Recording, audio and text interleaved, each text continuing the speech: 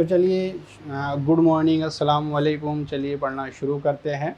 और हमारी क्लास है 12th, सब्जेक्ट है फिज़िक्स और चैप्टर नंबर है आपका 3। और चैप्टर 3 जिसका नाम क्या है आपका विद्युत विभव है। और ये वीडियो का है पार्ट 1। चैप्टर का नाम है विद्युत विभव यानी इलेक्ट्रिक पोटेंशियल। इलेक्ट्रिक पोटेंशियल क्या होता है, विद्युत विभव क्या होता है? परिरक्षण आवेश को अनंत से विद्युत क्षेत्र के किसी बिंदु तक लाने में किया गया आपका कार्य क्या कहलाता है? विद्युत विभव कहलाता है। ये हमने इसकी डेफिनेशन लिख रखी है। ज़रा समझते हैं विद्युत विभव हुआ क्या। देखिए, परिरक्षण आवेश, हर एक को अच्छे से समझेंगे, कोई भी प्रॉब्लम मैं आपको आने नहीं दूंगा। देखिए, परिरक्षण आवेश कहाँ पर रखा हुआ है? अनंत पर। कि एक आवेश है जो कहाँ बैठा हुआ है आपका? अनंत पर। परिरक्षण आवेश को मैं क्यू नोट से लिखता हूँ, अभी समझाऊंगा आपको परिरक्षण आवेश क्या होता है। परिरक्षण आवेश को अनंत से विद्युत क्षेत्र के किसी बिंदु तक लाने पर, कि यहाँ पे मान लीजिए ये विद्युत क्षेत्र है, ठीक है। अब परिरक्षण आवेश को अनंत से विद्युत क्षेत्र के किसी बिंदु तक लाने में जो आप कार्य करते हो उसको हम क्या कहते हैं? विद्युत विभव कहते हैं। समझ में आई बात? ज़रा मैं समझाता हूँ। अब परिरक्षण आवेश क्या होता है, पहले मैं इसको भी समझा देता हूँ आपको। यही परिरक्षण आवेश, परिरक्षण आवेश क्या होता है? एकांक धनावेश है, एकांक धनावेश है जिसका विद्युत क्षेत्र नहीं होता। जिसका क्या नहीं होता? खुद का विद्युत क्षेत्र नहीं होता है, ठीक है। यानी इसका मतलब ये हुआ कि क्यू नोट आवेश पर अन्य आवेश तो बल लगा सकते हैं, लेकिन ये किसी पर बल नहीं लगाता।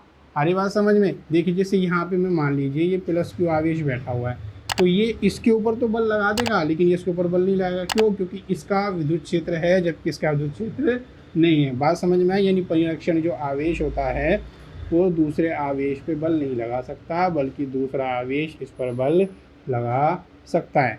क्लियर है? ये वाली बात हमारी समझ में आई। अब कार्य की मैं बारे में एक बार बतला दूँ।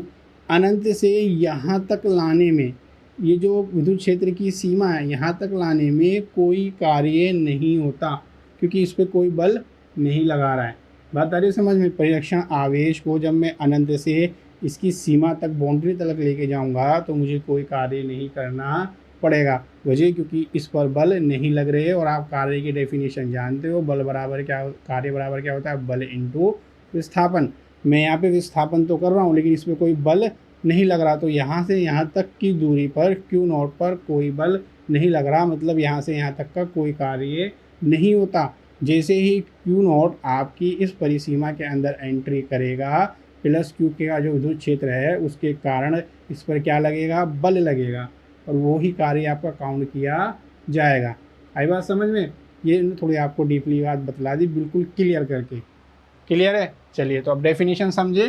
परिरक्षण आवेश को अनंत से विद्युत क्षेत्र के किसी बिंदु तक लाने में जो हम कार्य करते हैं उसको हम क्या कहते हैं? विद्युत विभव कहते हैं। इसका सूत्र लिख लेते हैं। देखिए, सूत्र क्या होता है, इसको V से रिप्रेजेंट करते हैं, ठीक है। V बराबर होता है W अपॉन क्यू नॉट, जहाँ पे क्यू नॉट मैंने आपको समझा दिया है। क्यू नॉट क्या है? परिरक्षण आपका आवेश है। एक डेफिनेशन और देखते हैं, वो है विद्युत विभवांतर। विद्युत विभवांतर सही है? जरा देखिए, इसकी डेफिनेशन पहले लिखते हैं फिर समझते। विद्युत क्षेत्र में परिरक्षण आवेश को एक बिंदु से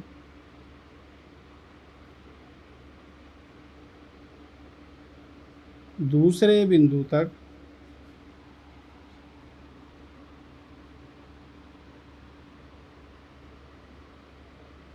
लाने में किया गया कार्य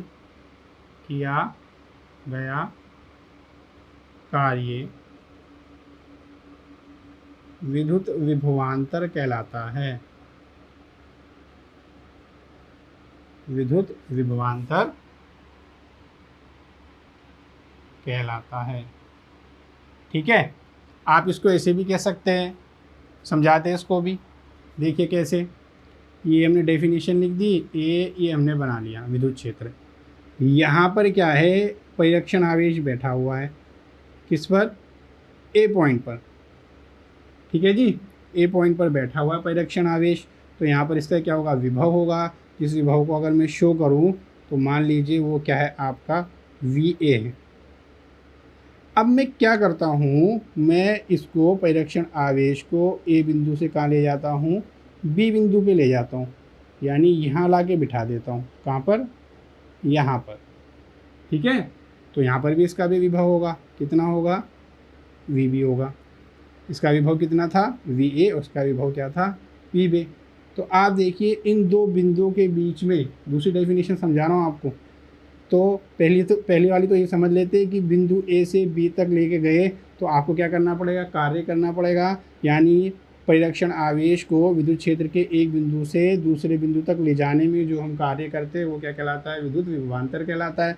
दूसरी तरीके से डेफिनेशन समझिए, विद्युत क्षेत्र में दो बिंदुओं के बीच जो विभव का अंतर होता है, यानी VB माइनस VA, विद्युत क्षेत्र में दो बिंदुओं के बीच विभव का जो अंतर होता है उसको क्या कहते हैं, हम विभवांतर कहते हैं। तो आप कैसे इसकी डेफिनेशन लिख सकते हो, चाहे तो आप ऐसे कह दो, विद्युत क्षेत्र में परिरक्षण आवेश को एक बिंदु से दूसरे बिंदु तक ले जाने में जो कार्य किया जाता है उसको हम विद्युत विभवांतर कहते हैं। और आप ऐसे भी कह सकते हो, विद्युत क्षेत्र में दो बिंदुओं के बीच जो विभव का अंतर होता है उसको क्या कहते हैं, विभवांतर कहते हैं। ठीक है, दोनों की डेफिनेशन सेम है, फ़र्क इतना सा है, यहाँ पे क्या करते हैं, अनंत से विद्युत क्षेत्र किसी बिंदु तक लेके जाते हैं, इसके अंदर विद्युत क्षेत्र के अंदर ही एक बिंदु से दूसरे बिंदु तक परिरक्षण आवेश को लेके जाते हैं। तो ज़रा मैं इसको लिख देता हूँ, इसको मैं ऐसे लिख दूंगा, VB minus VA equal to W upon आपका Q0। सही है, ओके। अब दूसरी चीज़ जो उसमें बताई जाती है उसका बतलाया जाता है मात्रक। ठीक है, तो देखिए विद्युत विभव और विद्युत विभवांतर दोनों के ही मात्रक क्या होते हैं, आपका वोल्ट होता है, सही है ना, वोल्ट। यहाँ लिख देता हूँ मैं वोल्ट, किसका, विद्युत विभव और विद्युत विभवांतर दोनों का मात्रक, दोनों का मात्रक एक ही होता है। क्या होता है, वोल्ट। क्योंकि सीधी सी बात है, इसका फॉर्मूला भी सेम है, इसका फॉर्मूला भी सेम है। अच्छा, इसका दूसरा मात्रक क्या हो सकता है, देखिए क्या, W कहीं में नापा जाता है आपका, जूल में। कार्य किस में नापा जाता है, जूल में। और आवेश किस में, आवेश का मात्रक क्या होता है, कूलाम। आई बात समझ में। तो इसका जी सही से लिख देते हैं थोड़ा सा, या हम इसको ऐसे भी कह सकते हैं कि जूल बटे आपका कूलाम। ठीक है जी, ओके। यहाँ तो उतार लीजिए, फिर हम इसको आगे करते हैं। चलिए अब नेक्स्ट बात करते हैं इसका विमेय सूत्र। कौन सा सूत्र, विमेय सूत्र। विमेय सूत्र क्या होता है, या विमा क्या होती है इसकी, ML2 T-3 A-1। सही। अब आपको ये समझाता हूँ, ये हमने बनाया कैसे, वो यहाँ समझा देते हैं। याद हमें ये रखना है, एग्जाम में विमा पूछ लेता है बनाते कैसे। देखिए ज़रा, अभी हमने सूत्र देखा, किसका, विभव का। सूत्र क्या होता है, W अपॉन Q। W यहाँ पे कार्य है और Q है आपका आवेश। अच्छा, कार्य को किससे लिखते हैं, बल इंटू विस्थापन से। सही है। और आवेश को क्या लिखते हैं हम, IT। ये 10वीं क्लास में आप पढ़ के आए हो, अगर आपको याद होगा, I बराबर क्या होता है, Q अपॉन T। सही है। और कार्य का सूत्र क्या होता है, बल इंटू विस्थापन। और आवेश का सूत्र कितना होता है, धारा इंटू टाइम, यानी समय। अब थोड़ा और आगे करते हैं, वो क्या, देखिए बल जो है, बल की विमा क्या होती है, आप जानते हो, 11वीं क्लास में सीखा था, M1 L1 T-2। ठीक है। विस्थापन को किस में नापोगे आप, L में। विस्थापन की विमा क्या होती है आपकी, L। I की विमा कितनी होती है, यानी धारा की विमा क्या होती है, A। और टी की विमा क्या होती है, यानी समय की विमा क्या होती है, कैपिटल टी। तो ज़रा इसको सही कर लेते हैं। कैसे, एम ये रहा, ए के लिए रहा, ए के लिए रहा, कितने होगा है 2L, ठीक है ना। एक T-2 ये रहा, ये नीचे वाला ऊपर जाएगा तो ये माइनस बन जाएगा, माइनस ये ऊपर जाएगा माइनस बन जाएगा, माइनस के 2 और एक ये माइनस के 3, ये माइनस के आपके 3 बन गए। और ये ए नीचे है, ऊपर जाएगा तो माइनस का। इस तरीके से हमने इसकी विमा बनाई। क्लियर, ये वाली बात आपको समझ में आ गई। ओके, तक हमने क्या पढ़ लिया है, अभी तक हमने पढ़ लिया है विद्युत विभव किसे कहते हैं, विद्युत विभवांतर किसे कहते हैं, इसका मात्रक क्या होता है और इसकी विमा क्या होती है। अब आगे देखते हैं विद्युत विभव के लाभ के एग्जाम में क्वेश्चन आ जाए, विद्युत विभव के 2 लाभ बताइए। तो देखिए क्या है, पहला विभव क्या है, एक आपकी अदिश राशि है, ठीक है। और अदिशों का योग करना सदिशों की तुलना में क्या रहता है, हमें सरल रहता है। और देखिए 11वीं क्लास में हम पढ़ के आए हैं कि अदिश और सदिश क्या होते हैं, फिर भी मैं आपको बता देता हूँ। अदिश वो भौतिक राशियाँ होती है जिसमें हमें परिमाण और मात्रक की ज़रूरत होती है। सदिश में हमें परिमाण, मात्रक, दिशा और सदिश संयोजन का नियम लागू होना चाहिए। ये 4 खूबी कौन रखती है, आपकी सदिश रखती है, ठीक है ना। ओके, तो अब हम क्या कह रहे हैं, तो सीधी सी बात है भाई, उसमें आपको क्या सदिश संयोजनों का नियम भी लगाना पड़ेगा, जबकि यहाँ पे ऐसा नहीं होगा। तो विभव एक अदिश राशि है और विभव का योग करना सरल रहता है और सदिश राशियों की तुलना में। ये पहला लाभ हो गया है। दूसरा लाभ देखिए, विभव स्थितिज ऊर्जा से संबंधित है, यानी अगर हम विभव ज्ञात कर लेंगे तो हमें स्थितिज ऊर्जा मिल जाएगी, ठीक है। इस ऊर्जा के बारे में हम आगे बात करेंगे। देखिए कैसे कि जितना भी हम कार्य करते हैं, किसी भी चीज़ पर जितना भी हम कार्य करते हैं वो स्थितिज ऊर्जा में क्या हो जाता है, कन्वर्ट हो जाता है, ठीक है ना। तो सीधा सीधा हम ये कह रहे हैं कि विभव का रिलेशन किसके साथ होता है, स्थितिज ऊर्जा के साथ होता है। ये आपका दूसरा लाभ हो गया। अब एक चीज़ और आती है, एक इलेक्ट्रॉन वोल्ट किसे कहते हैं, एग्जाम में डेफिनेशन आ जाती है। तो ज़रा देखिए क्या होता है, एक इलेक्ट्रॉन वोल्ट वह कार्य है जो इलेक्ट्रॉन को एक बिंदु से दूसरे बिंदु तक ले जाने में किया जाता है। कि मान लीजिए हमारा विद्युत क्षेत्र है, यहाँ पे हमारा क्या बैठा हुआ, एक इलेक्ट्रॉन बैठा हुआ है। मैं इस इलेक्ट्रॉन को इस बिंदु से इस बिंदु तक लेके जा रहा हूँ, एक बिंदु से दूसरे बिंदु तक लेके जा रहा हूँ। तो यहाँ से यहाँ तक जो कार्य किया जाता है वो आपका 1 वोल्ट कब कहलाएगा, जब इन दोनों बिंदुओं के बीच अगर मैं विभव का अंतर निकालूं, यानी VB माइनस VA अगर मैं निकालूं तो वो 1 वोल्ट होना चाहिए। बात आई समझ में, क्लियर। तो इलेक्ट्रॉन को एक बिंदु से दूसरे बिंदु तक ले जाने में किया गया कार्य एक इलेक्ट्रॉन वोल्ट कहलाता है, यदि इन दोनों बिंदु के बीच विभवांतर कितना हो, आपका 1 वोल्ट हो। सही है जी, ओके। अब ज़रा हम करके देखते हैं। हाँ, तो अभी अभी हम लोग क्या पीछे पड़ के आए हैं कि W/Q0 बराबर क्या होता है आपका, ये VA माइनस VB।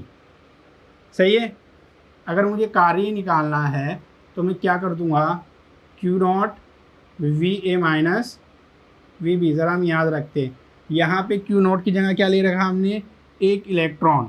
और आप जानते हो, यानी मैंने Q की यहाँ क्या ले रखा है भाई, इलेक्ट्रॉन ले रखा है। और इलेक्ट्रॉन पर कितना आवेश होता है, 1.6 10⁻⁻19 कूलम आपके आवेश होते हैं। सही है।